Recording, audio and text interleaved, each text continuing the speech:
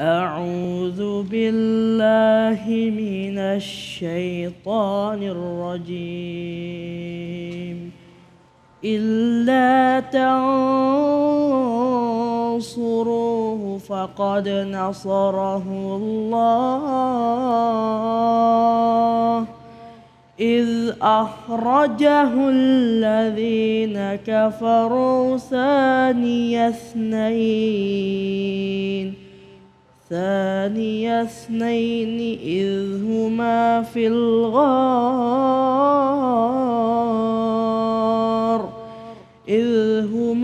في الغار إذ يقول لصاحبه لا تحزن إن الله معنا فأنزل الله سكينته عليه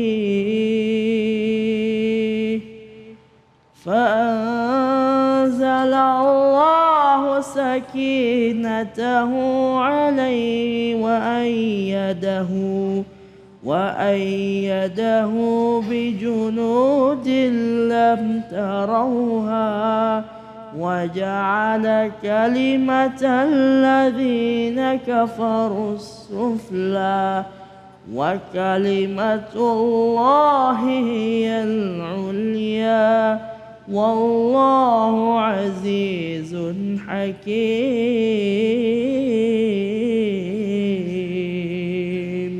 صدق الله العظيم.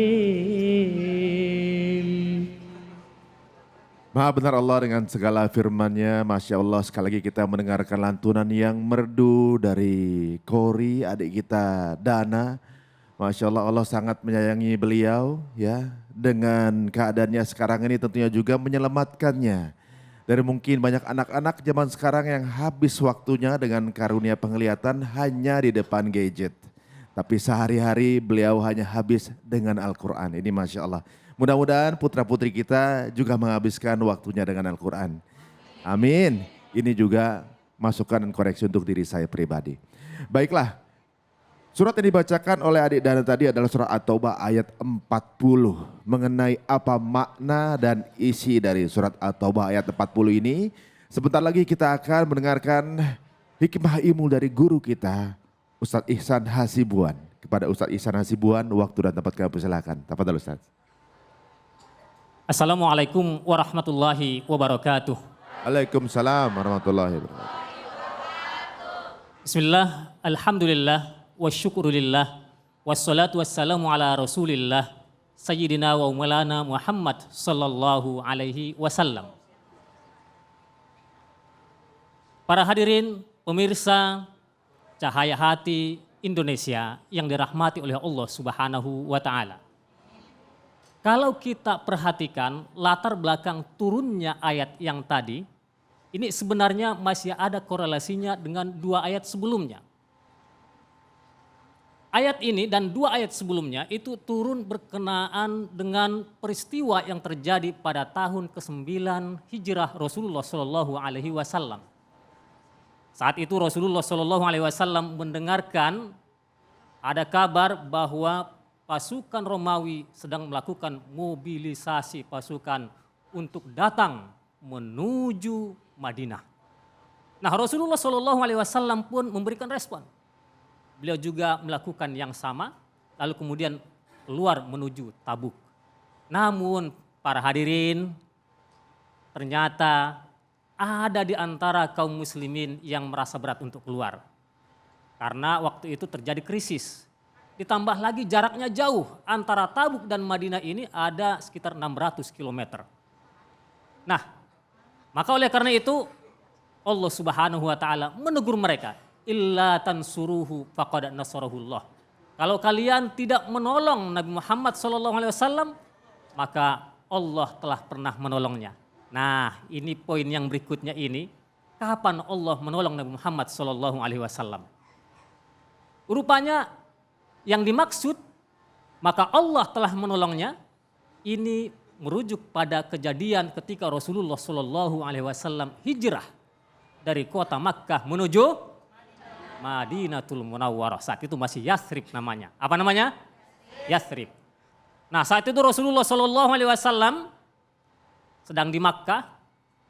Beliau merasa terancam nyawanya, demikian juga halnya tentunya dakwahnya. Maka atas perintah dari Allah Subhanahu wa taala, beliau pun harus keluar dari Makkah.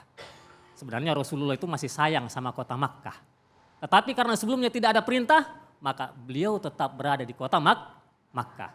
Nah, di sini para jamaah sekalian, Rasulullah SAW ternyata sudah menyiapkan segalanya. Mulai dari guide-nya, ada seorang Quraisy bernama Abdullah bin Uraikid. Ini sebenarnya orang musyrik, tapi dipercaya oleh Rasulullah untuk menjadi guide. Lalu ada juga Abdullah bin Abi Bakar untuk menjadi jasus mata-mata. Ada Asma binti Abi Bakar untuk menyiapkan ransum bagian konsumsi. Nah, maka Rasulullah keluar di malam hari menuju sebuah tempat yang bernama Gua Sur.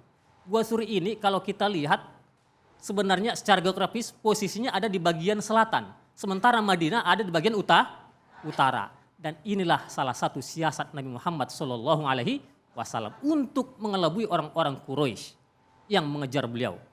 Nah, sampai di sana para hadirin semuanya yang dirahmati oleh Allah Subhanahu wa taala. Rupanya orang-orang Quraisy juga mencari beliau. Sampailah orang-orang Quraisy ke bukit yang dimana di situ ada tempat persembunyian Nabi Muhammad. Bahkan mereka sampai mendekat kepada Gua Sur ini. Sahabat yang bernama Abu Bakar As-Siddiq radhiyallahu anhu merasa sangat khawatir. Tetapi para ulama mengatakan, ulama tafsir, yang dikhawatirkan oleh Abu Bakar sebenarnya saat itu bukan dirinya sendiri. Tetapi yang beliau khawatirkan adalah Rasulullah Shallallahu Alaihi Wasallam. Karena beliau sangat mencintai Rasulullah Shallallahu Alaihi Wasallam. Maka beliau mengatakan, "Falau nazara ahaduhum tahta qadamaihi." Seandainya mereka melihat telapak kakinya, maka mereka nantinya akan melihat kita, wahai Rasulullah. Tapi Rasulullah Shallallahu Alaihi Wasallam menenangkan Abu Bakar dengan mengatakan, "Ma zannuka bisnain Allahu salisuhuma." Hai Abu Bakar, bagaimana perasaan kamu terhadap dua orang, lalu Allah ketiga mereka? Nah, ini menunjukkan tawakal Rasulullah Shallallahu Alaihi Wasallam yang sangat-sangat luar biasa. Nah, menariknya para hadirin yang dirahmati oleh Allah Subhanahu Wa Taala, ternyata orang Quraisy ini Allah palingkan. Mereka tidak sampai melihat ke bawah kaki mereka, karena saat itu posisi mereka ada di bagian atas. Sementara gua itu ada di bawah mereka. Lalu kemudian orang Quraisy melihat di situ ada jaring laba-laba. Mereka mengatakan, "Oh, ini nggak mungkin. Kalau Muhammad ada di sini, masuk ke sini, nggak mungkin laba-laba ada di sini. Ah, pasti Muhammad nggak masuk sini."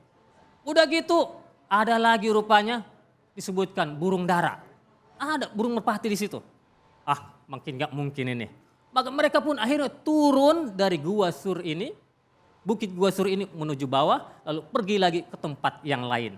Nah, ini Masya Allah, para jamaah sekalian yang dirahmati oleh Allah Subhanahu Wa Taala.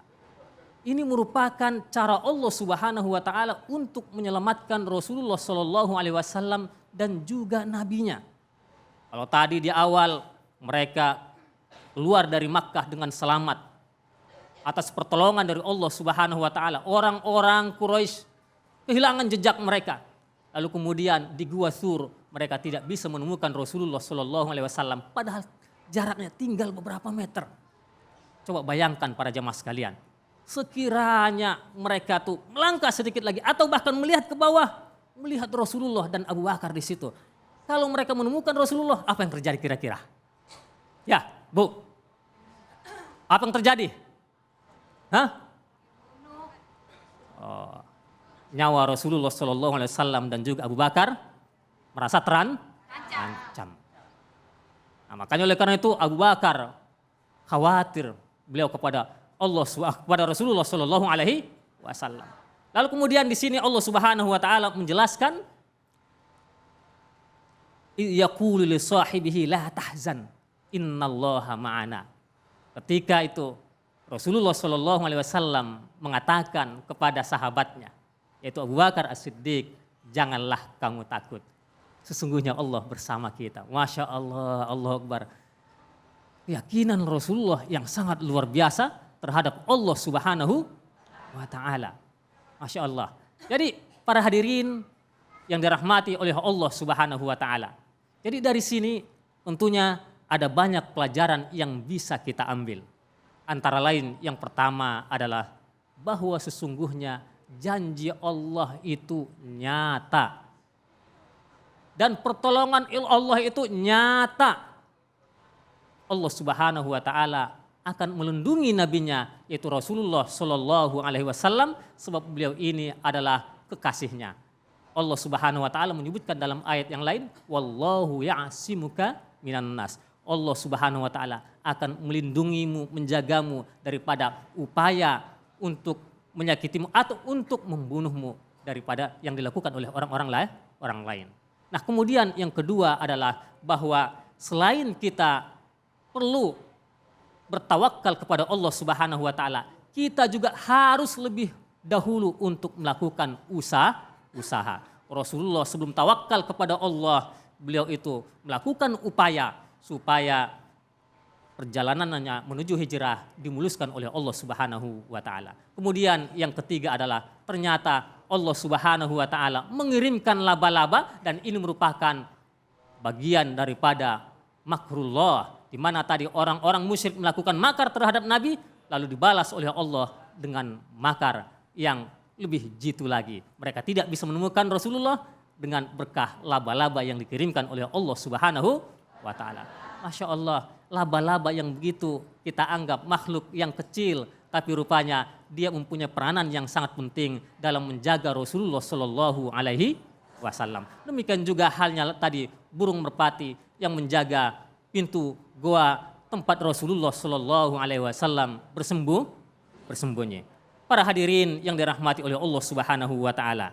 Kemudian yang berikutnya adalah bahwa sesungguhnya doa Rasulullah Shallallahu Alaihi Wasallam itu dan harapannya selalu diijabah, dikabulkan oleh Allah Subhanahu wa Ta'ala. Karena sebelumnya itu para jamaah sekalian, Rasulullah itu sempat berdoa kepada Allah. Ya Allah, jadikanlah mereka supaya tidak menemukan jejakku. Ini permintaan Rasulullah Shallallahu Alaihi Wasallam kepada siapa? Allah Subhanahu wa Ta'ala. Nah, oleh karena itu ini jadi motivasi bagi kita, ya, untuk banyak-banyak berdoa kepada Allah Subhanahu wa Ta'ala. Baik, para hadirin yang dirahmati oleh Allah Subhanahu wa Ta'ala. Inilah kisah daripada laba-laba yang disebutkan di dalam Al-Quran surah At-Taubah ayat 40. Mudah-mudahan menjadi inspirasi bagi kita. Hadanallahu wa iyyakum ajma'in. Wassalamualaikum warahmatullahi wabarakatuh. Waalaikumsalam warahmatullahi wabarakatuh. Masya Allah, apa yang diutarakan oleh Ihsan barusan ini benar-benar mind blowing buat saya. Jadi sesuatu yang kelihatannya kecil di tempat yang kurang menguntungkan di gua, ternyata perannya sangat penting sekali. Bahkan Rasulullah SAW bisa sampai akhirnya kita bisa merasakan nikmat Islam sampai saat ini. Hanya ibaratnya Allah meletakkan misi dari laba-laba tersebut di tempat yang mungkin kurang menyenangkan. Jadi teman-teman semua, kalau kita hidup di lingkungan yang sekarang mungkin kurang ideal buat teman-teman semua. Mungkin tempatnya kok jauh banget, tempatnya kok susah banget masjidnya. Aduh, belajar ilmu susah banget. Siapa tahu ada misi yang besar yang manfaatnya luar biasa di balik itu semua. Kita nggak pernah tahu apa rencana indah Allah yang diberikan buat kita. Tadi Ustadz bilang bahwa janji Allah itu pasti. Dan tentunya juga kita hanya menjalankan effort kita atas kehendak Allah Subhanahu wa Ta'ala. Dan kemana-mana kita akan kembali lagi di acara yang luar biasa ini di Cahaya Hati Indonesia.